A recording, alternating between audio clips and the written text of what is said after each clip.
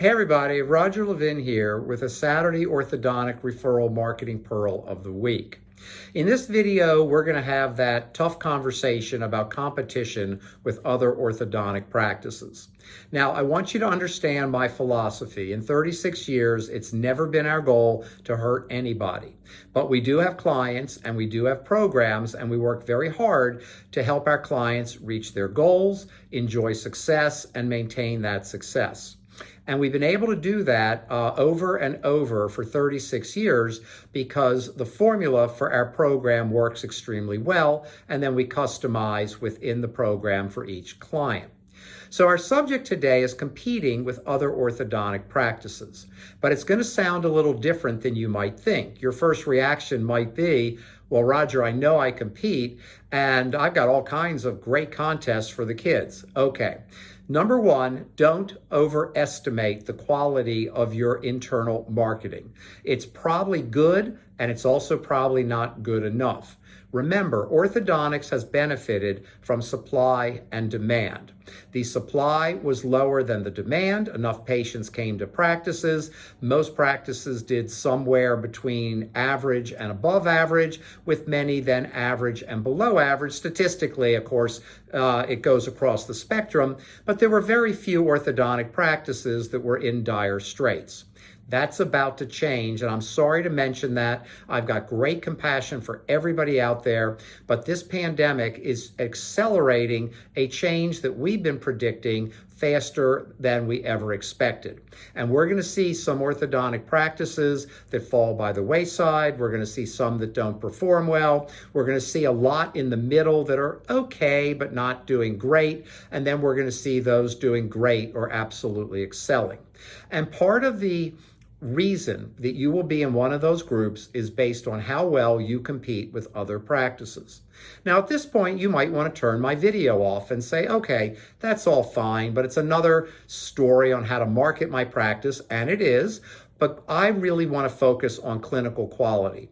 And even worse, if I focus on clinical quality, my practice will do great. Well, that's absolutely, unfortunately, not true. Maybe it should be true, but it's not true.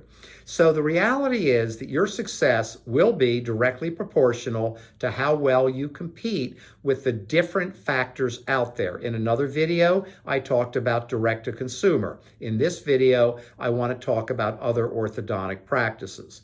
Now, here's my big message.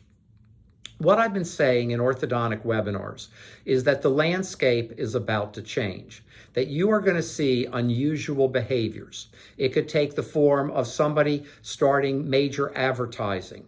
It could, excuse me, take the form of somebody cutting fees. It could take the form of somebody being willing to beat your fees every single time when they're the second opinion.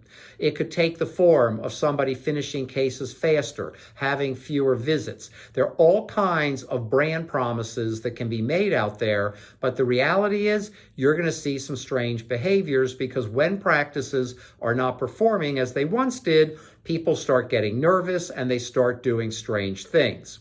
What are you going to do? How are you going to successfully compete as an orthodontic practice? The first thing you need to do is solidify your marketing program. You have 5 focus areas you need to be watching: patients, parents, referring doctors, social media, and community. And in every one of those areas, you need to be perpetuating or driving your brand. In this video, I'm actually going to talk for a moment about the referring doctors. There's so many orthodontists that think that's no longer important, especially younger orthodontists.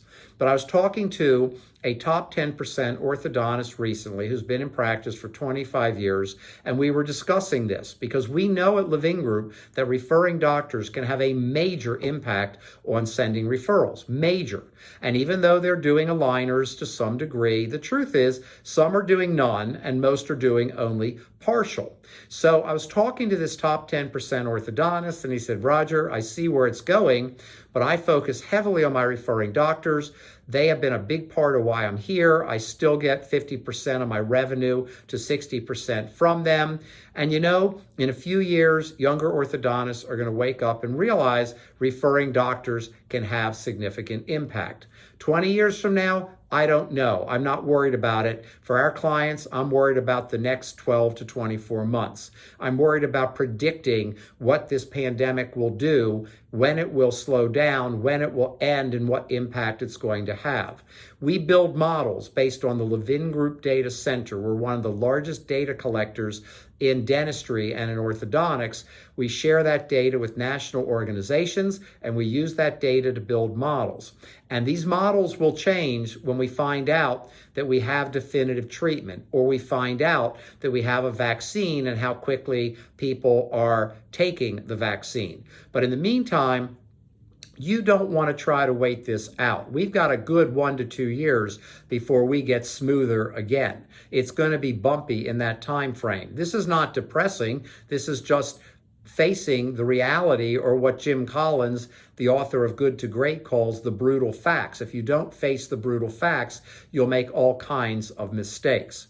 So this is your opportunity to understand that you need to focus on all 5 areas in orthodontic referral marketing. You need to include your referring doctors, and that's how you will successfully compete, by having a comprehensive, and that's the key word, comprehensive referral marketing program.